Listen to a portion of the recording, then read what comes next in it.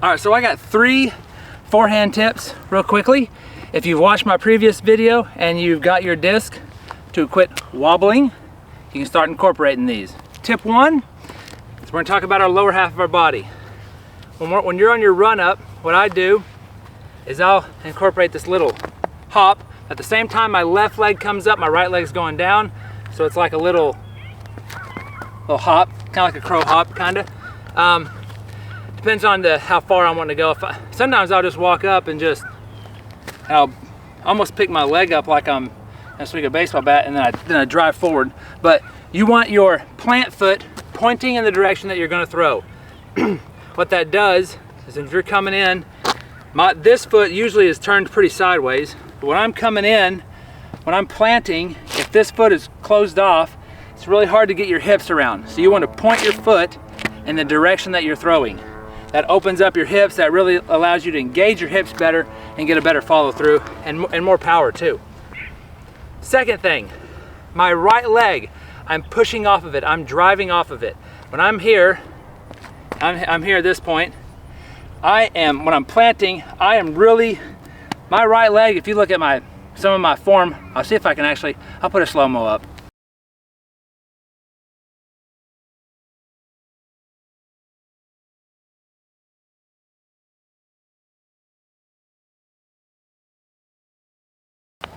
So if you've seen that, you notice I'm driving with this left foot, I'm driving with my right foot, excuse me. I'm driving with my right foot, and that's pushing all that momentum through. And it's kind of weird to get used to that getting kind of low, but if you're in football, if you've ever played football, you know, you got to get low, or basketball. You get in that athletic stance, and you're able to move better, explode better.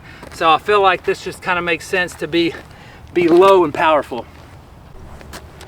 So my last and third tip, this is back to the upper body. So we've got pointing our toe straight, driving through with that back leg. If you're right-handed, it's your right leg. Left hand, it's your left leg.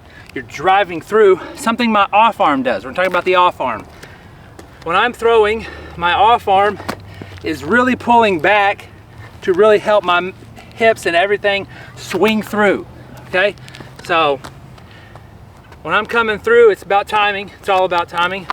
You're coming up, you plant your foot, drive through with your hips, swing your arm back.